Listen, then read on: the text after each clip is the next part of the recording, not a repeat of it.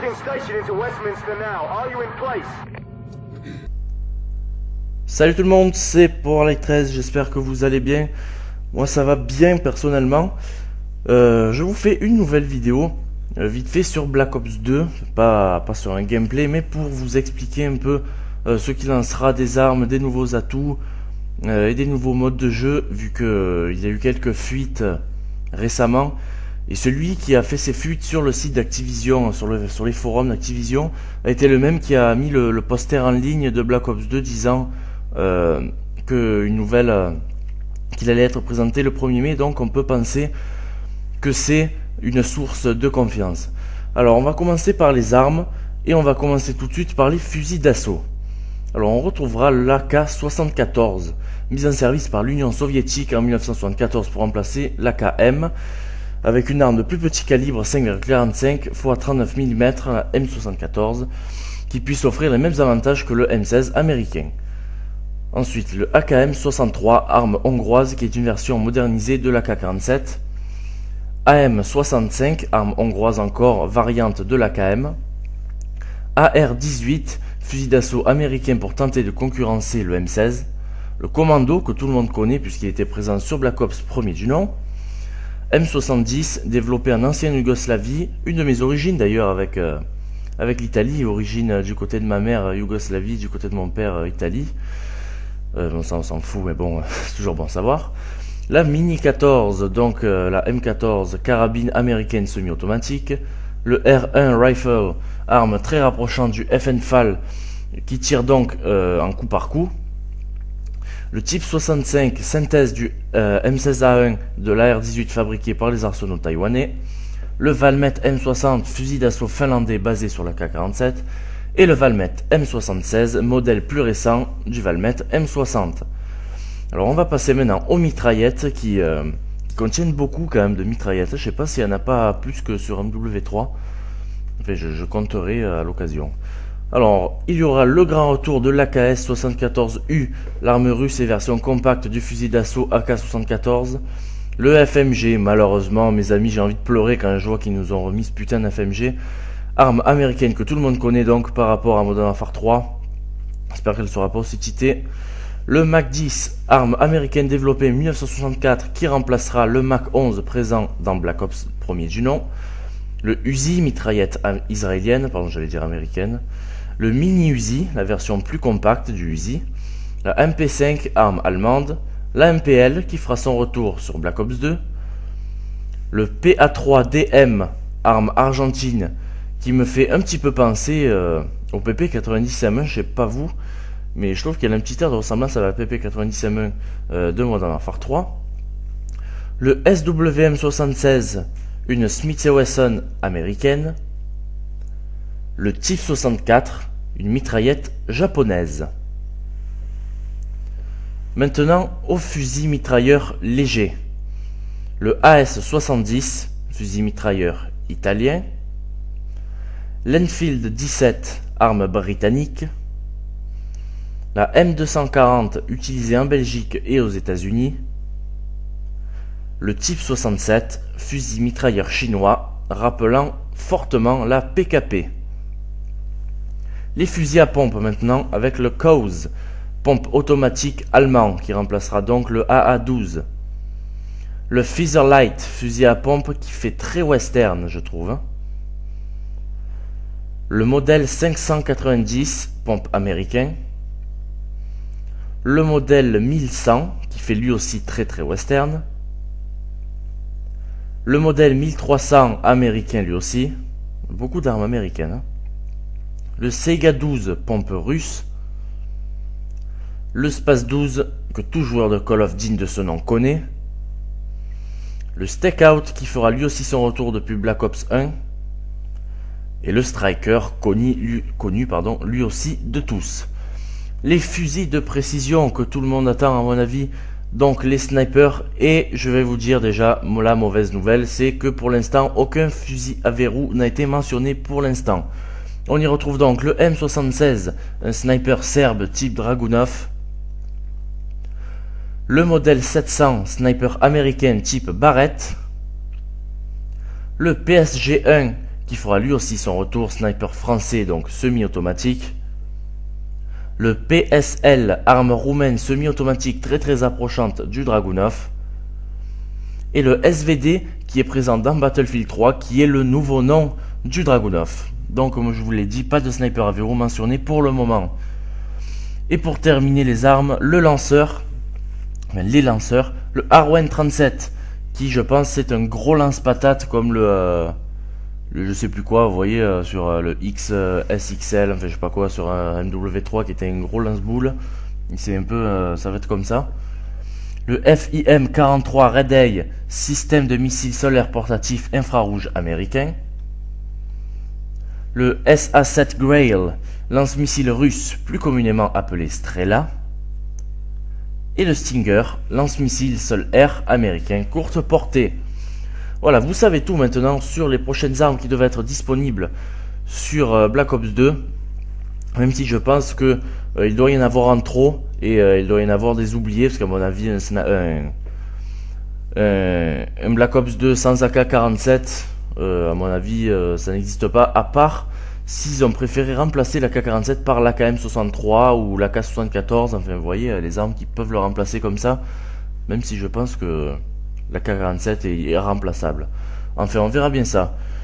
Alors maintenant on va passer au slot, au corps à corps et au couteau, parce que j'ai entendu dire que peut-être le couteau et toutes les autres armes en corps à corps seraient disponibles dans une troisième type d'arme, donc qu'on pourra prendre à part entière et pas en appuyant sur R3, quelque chose qui pourrait être vraiment énorme si ça se fait. Alors on a déjà le couteau de base, un couteau normal que vous prenez dans une main, qui tuera en 2 coups, donc ce sera plus le 1 coup qu'il y aura qu'il y avait dans les autres Black Ops, enfin dans les autres Call of Duty en général. Donc ça tuera en 2 coups. Il y aura le couteau de lancer, donc vous commencez avec 4 couteaux de lancer rapides à sortir, assez précis, qui tuent en 2 coups. Ça, en 2 coups pour un couteau de lancer, c'est limite, hein. Ensuite il y aura, attention, le marteau tactique. Le marteau tactique prend plus de temps à sortir, tue en 4 coups. Putain, 4 coups la personne, donc il faut lui mettre 4 coups de marteau pour le tuer, putain, ouais, d'accord. Mais il détruit les boucliers et les autres machines en un seul coup. C'est ça son avantage. Ensuite, le couteau tactique qui tue en 4 coups. Vous donnez des coups de couteau en discontinu lorsque vous restez appuyé sur le bouton de corps à corps. Donc si on reste appuyé sur R3, il me semble, c'est sur PS3 ou sur L3, je sais plus. Sur R3, il me semble. Eh ben, le joueur donnera des coups de couteau en discontinu, pas besoin de continuer à appuyer. Ensuite, il y aura la Tomahawk qui fera son retour. Vous commencez avec 2 Tomahawks, lents à sortir, assez imprécis, mais qui tuent en 1 coup. Et enfin, le retour du couteau balistique qui prend la place de votre équipement, c'est-à-dire à la place des Semtex, des grenades et tout ça. Vous avez un couteau tactique dans une main et un couteau balistique dans l'autre. Vous commencez avec 2 couteaux balistiques qui tuent en 1 coup. Cela prend un temps modéré à sortir. Et si vous associez ce couteau balistique avec l'atout Bladesman, on en reviendra plus en détail dans la suite de la vidéo, qui est un nouvel atout, vous commencez avec 3 couteaux balistiques et un couteau balistique dans chaque main, c'est-à-dire vous pouvez lancer 2 couteaux balistiques en même temps. Et ça peut être quelque chose de pas mal et d'assez donc innovant. Alors maintenant on va passer donc aux atouts de Black Ops 2.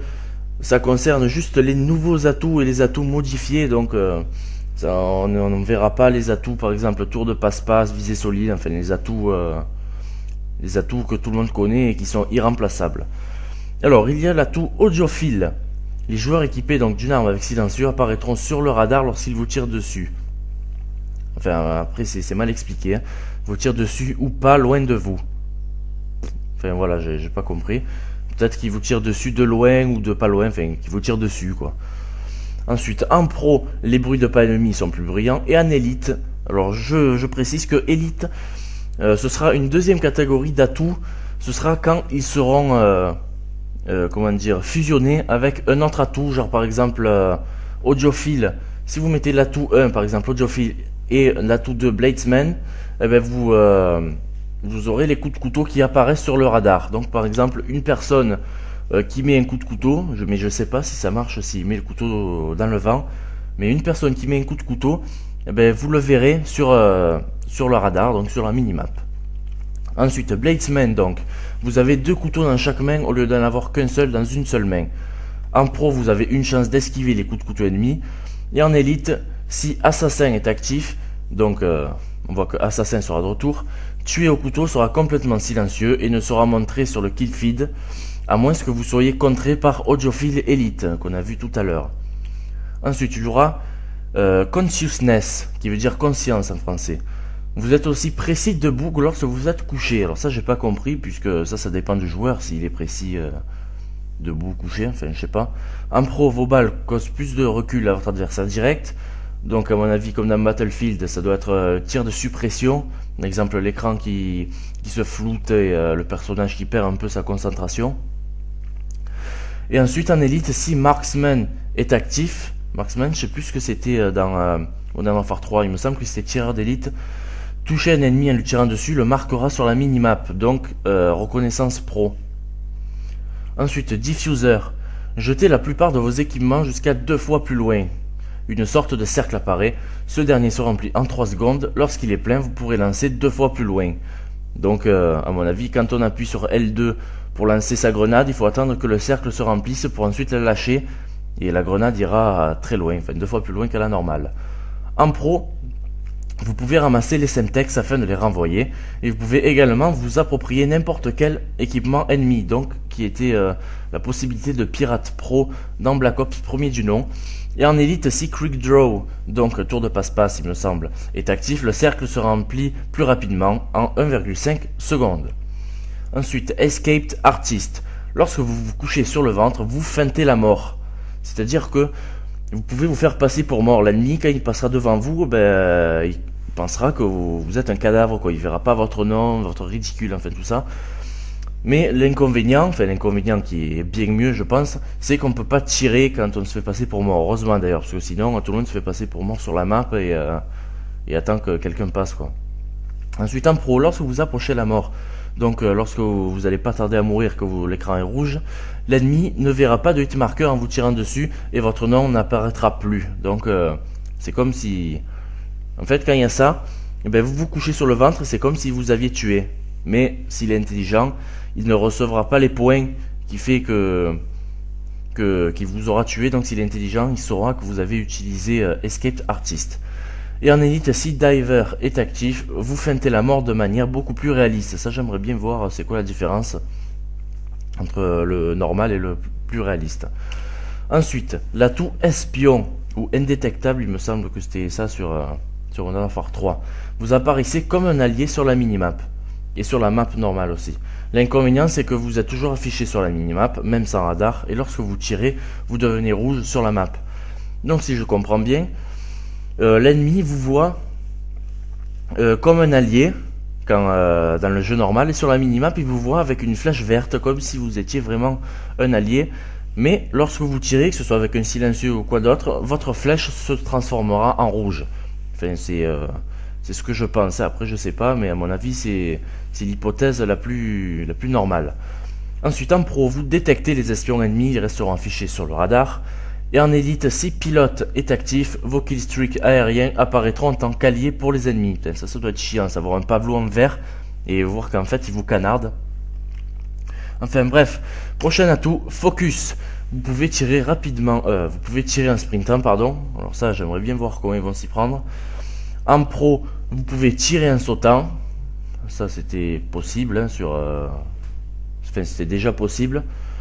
Et en élite, si Stalker, c'était Tracker dans Modern Warfare 3, me semble-t-il, est actif, en sautant, l'équipement ennemi vous cause moins de dommages. Alors ça veut dire que vous voyez, quand vous voyez une Claymore, mais que vous êtes dessus, vous avez cette fâcheuse habitude de sauter pour essayer de l'éviter. Et bien là, vous mourrez pas, mais vous serez quand même vraiment beaucoup touché. Ensuite, prochain atout, impact lourd qui reviendra. Vos balles traversent les surfaces dures, donc ça on le sait. En pro, vos balles gagnent 50% de dommages à chaque fois qu'elles transpercent une personne. Et en élite, si Steady Aim, c'est-à-dire visée solide, est actif, lorsque vous tirez au jugé, vos balles ont 10% de dommages supplémentaires à chaque personne qu'elle traverse. Ensuite, le retour de Mastodonte, de l'atout Mastodonte, la vie se régénérera plus rapidement en bougeant. En pro, la vie se régénère plus vite lorsque vous vous accroupissez. Et en élite, si Scavenger, donc pillard, est actif, vous pouvez donner des munitions à vos équipiers. Ensuite, pilote, les éliminations de vos killstreaks aériens comptent pour votre prochaine série d'élimination. C'est-à-dire donc que ce sera à la base comme Black Ops, donc que les séries d'élimination faites par vos killstreaks ne comptent pas.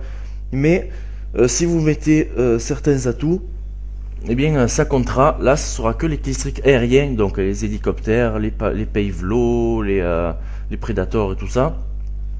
Ben, si vous mettez ça, si vous tuez par exemple avec un pavelot, ben, toutes les éliminations compteront pour votre prochaine série. En pro, les killstreaks aériens que vous pouvez contrôler, donc comme dans Warfare 3, on va prendre allez, on va dire le Reaper ou le mitrailleur d'Osprey, ou dans Black Ops par exemple il y avait le Hind ou le Iwi. Donc vous pouvez contrôler, resteront jusqu'à la fin de la partie tant qu'ils ne se sont pas détruire. Alors imaginez, je vous mets le cas, quelqu'un débloque un Hind et personne dans l'équipe adverse n'a une classe anti-aérienne, donc avec un Stinger ou ça. Et bien vous gardez votre Hind jusqu'à la fin de la partie. Il va falloir trouver une alternative parce que ça risque d'être très chiant et problématique. Et avec le Blind Eye actif, Blind Eye c'est indétectable. Les killstreaks aériens non contrôlables, donc le pavelot, l'hélicoptère d'attaque et tout ça, n'apparaissent pas sur la map. Ça c'est pas super énorme. Ensuite, plongeur qui est un atout qui risque d'être vraiment énorme les amis. Vous pouvez plonger pour vous couvrir, donc comme sur Black Ops, et pendant que vous plongez, vous pouvez toujours tirer. Ça promet des frag movies à la mode Lara Croft et Total Overdose, je sais pas pour ceux qui connaissent ce jeu-là, qui était énorme aussi. Promet des frag movies type Lara Croft au ralenti, le mec qui saute et qui tire en même temps et tout. Mais cependant, lorsque vous atterrissez à terre, il vous faudra un certain temps pour regagner votre concentration. Et donc, à mon avis, pour bien viser ou quoi, à mon avis, quand vous tombez à terre et que vous vous relevez et que vous visez, la stabilité sera beaucoup gênée. Et donc, l'arme balancera, à mon avis, beaucoup plus qu'à la normale. En pro, vous pouvez ramper 2 fois plus vite. Et en élite, avec conditions extrêmes, vous pouvez sprinter en rampant. Donc, 3 fois plus vite. Ça sent les courses d'asticots, enfin, les courses de rampe débiles que les gens vont faire. Mais bon, ça peut être marrant. Ensuite, et le dernier atout, le dernier nouvel atout, donc, technicien, les éliminations de vos killstreaks aériens comptent pour votre prochaine série d'éliminations. Mais je me suis trompé, puisque ça c'était pilote, celui-là. Donc technicien, je me suis trompé, c'est pas aérien, pardon, c'est terrestre, comme l'IMS, on va dire, comme la tourelle. Ben, compte pour votre prochaine série d'élimination. En pro, vos radars avancés désactiveront le radar ennemi. Donc à mon avis, si vous mettez un radar, un drone de reconnaissance, ben, le leur sera désactivé.